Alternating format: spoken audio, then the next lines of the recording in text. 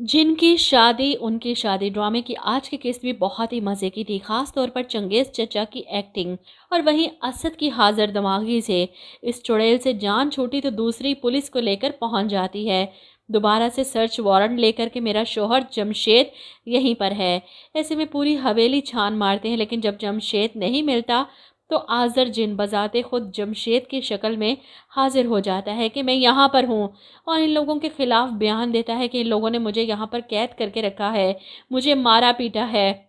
और इसी बात पर पुलिस असद और उसकी बीवी को चंगेज़ चचा समेत थाने ले जाते हैं।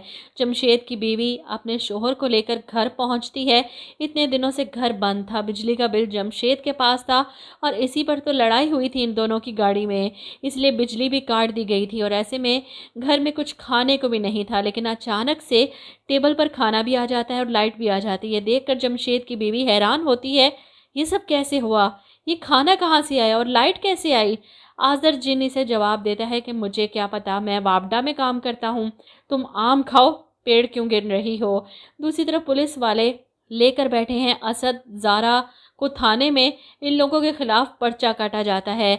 ऐसे में असद समझाने की कोशिश करता है कि आप हमारा यकीन क्यों नहीं कर रहे, हम उस शख्स को जानते तक नहीं तो उसे अगवा क्यों करेंगे। इस हवेली में हमने कैमरा लगा रखा है, आप इसकी रिकॉर्डिंग चेक कर लीजिए। जिनका ये खेल तो सामने आ ही जाएगा जब पुलिस को कैमरे में जमशेद नज़र ही नहीं आएगा।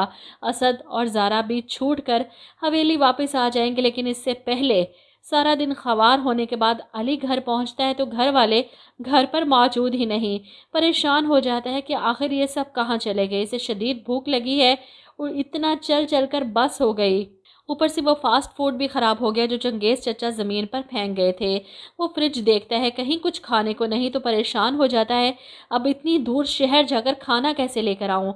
और वहीं खुशी जो अपने असल रूप में अपनी बहन के पास जाती है कि कि बाजी आपने क्यों अचानक मुझे इस तरह बुलाया, जिस पर वो कहती है कि तुम्हें पता भी है यहाँ पर क्या हुआ, आज़र ने ऐसा दाव खेला है, अब ये बदबख्त इंसान सारी ज़िंदगी जेल में सड़ेंगे। खुशी परेशान होकर कहती है, और वो अली, वो तो अभी हवेली में है। इस पर इसकी बहन कहती है, उसे भगाना कौन सा मुश्किल काम है, वो अकेला कब तक यहाँ रह सकता है, डर कर भाग ही जाएगा एक दिन।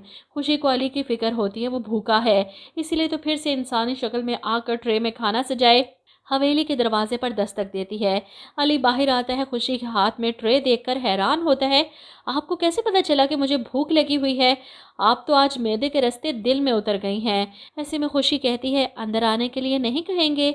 अली इसे अंदर लेकर आता है। खुशी आते आते हवेली के बाहर लॉन की सारी लाइटों को चुटकी बजाते चला देती है और ये देखकर अली हैरान होता है, ये सब कैसे हुआ अचानक से।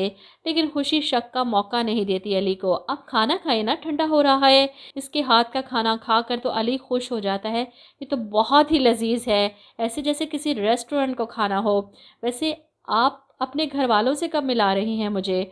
खुशी हैरान होती है, क्या मतलब, उनसे मिलकर आप क्या करेंगे। जवाब में अली कहता है, आपके रिश्ते की बात करूँगा।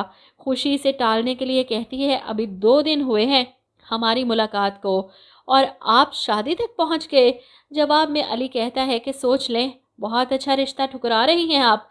ऐसे में खुशी कहती है, ठुकरा नहीं रही, सोचने के लिए वक्त ले रही हूँ। और इसकी बात पर तो अली खुश हो जाता है कि सच, अगर ऐसा हो जाए तो 6 महीने के अंदर इसकी शादी होने वाली शर्त भी पूरी हो जाएगी और इसे खुशी जैसी हमसफ़र भी मिल जाएगी।